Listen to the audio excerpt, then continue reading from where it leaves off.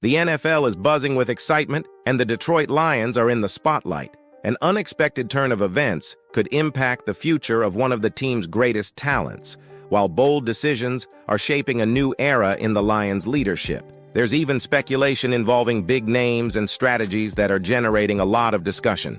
Leave a like and join us. Looks like Ben Johnson, the Detroit Lions' offensive wizard, is the talk of the town when it comes to future head coaching gigs. And honestly, it's no surprise. This guy has solidified himself as one of the NFL's top offensive coordinators. Naturally, that makes him a hot commodity for teams looking for a new leader. But here's the thing. Johnson isn't going to jump at just any offer. He's all about finding the perfect setup. Think a strong roster, a patient owner, and of course, an elite quarterback to build around. Connor Orr from Sports Illustrated pointed out the obvious in his recent piece about future head coaching candidates. Johnson's going to be picky. He's holding out for a dream job, not just a paycheck. And let's face it, the kind of situation he's looking for, the kind with a winning foundation, rarely involves a team making a coaching change mid-season. But here's where things get interesting. Corey Woodruff from USA Today's for the Win threw out a bold prediction.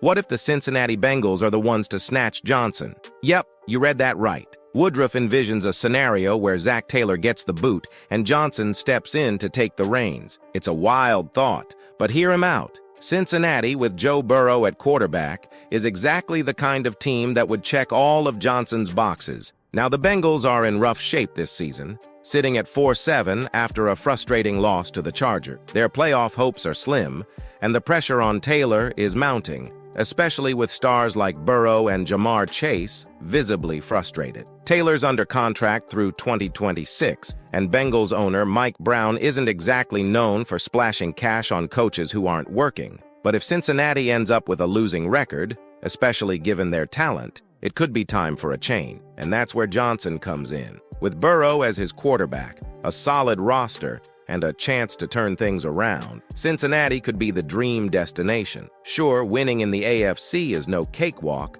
but Johnson's offensive brilliance combined with Burrow's elite talent, that's a duo that could do some serious damage. Of course, if the Bengals stick with Taylor, Johnson might just stay put in Detroit for another year, waiting for the right opportunity. But if Cincinnati's job opens up, don't be shocked if Johnson jumps at the chance. It's a rare opportunity to walk into a team that's already built to compete, and it might just be too good for him to pass up. What do you think about this? Leave your opinion in the comments. And if you found this news interesting, just wait until you hear the next one, because it takes the intensity to another level. Dan Campbell isn't here to play it safe or take his foot off the gas. Not now, not ever. After the Detroit Lions crushed the Jaguars in Week 11, scoring touchdowns on 7 straight drives and leaving Jacksonville completely outclassed, Campbell still kept his starters in the game well into the fourth quarter. Why? Because in his world, the job's not done until it's done. During his weekly radio chat, Campbell laid it out. Pulling starters too early is a recipe for disaster. Number one, you want to win the game, he said, making it clear that no lead is ever safe in the NFL. And hey, he's not wrong. Just ask the Eagles, who once watched a 22-point cushion against Jacksonville shrink to 6 in mere seconds. Campbell's not about to let that happen on his watch. But there's more to it than just avoiding a nightmare comeback. Campbell explained that he wants his starters to leave the field while playing at their peak, with rhythm and confidence carrying over into the next week. Momentum matters, and for him, it's not just about the scoreboard. It's about keeping his team in a winning mindset. Of course, leaving players in late comes with risks, like injuries. Campbell acknowledged that, but was crystal clear about his philosophy. No early exits.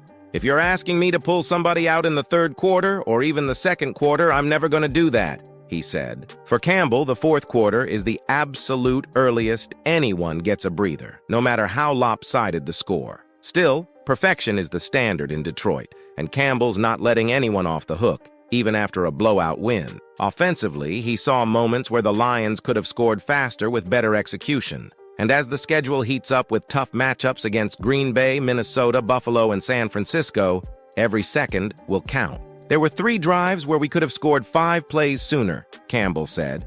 It worked in this game, but against a top team, you might not get another shot. On the defensive side, The focus is on shoring up mistakes that didn't burn them against the Jaguars, but could against elite quarterbacks like Josh Allen. Campbell's defense is being held to the same sky-high standard. You play one of these guys and they'll find the holes, he warned.